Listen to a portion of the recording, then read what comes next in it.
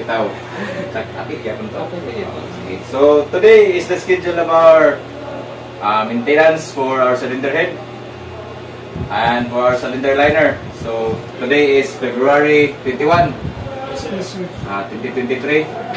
So we have to maintain our cylinder heads, which we have to include the other equipments.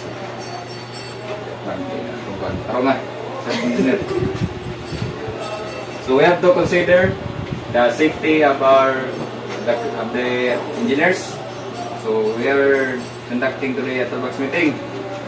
So when we say toolbox meeting, we have to prepare all of the necessary equipments, necessary tools to be used in our activity. So, Mr. Haka, what do you think is first thing you have to do?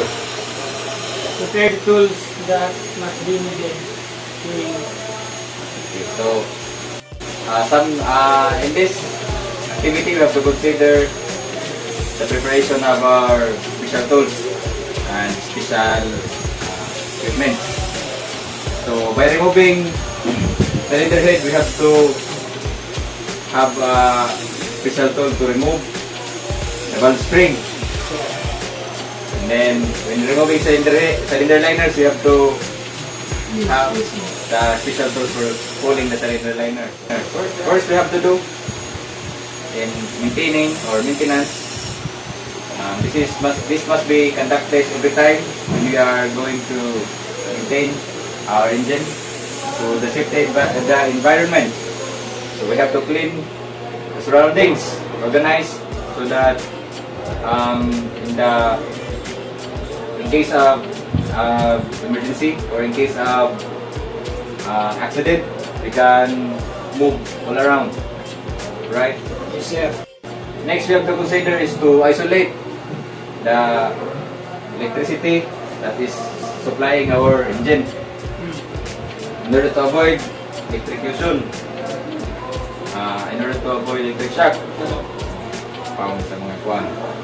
And then next, we have to drain all of our cooling system, especially to our cylinder head, because we are going to remove it.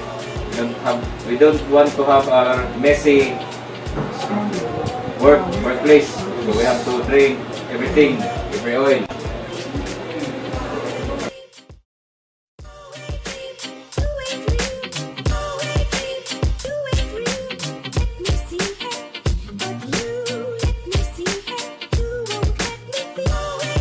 So I will assign Cadet Haka to drain everything, and I will assign third engineer Mahay to clean the environment, and I will assign Mr.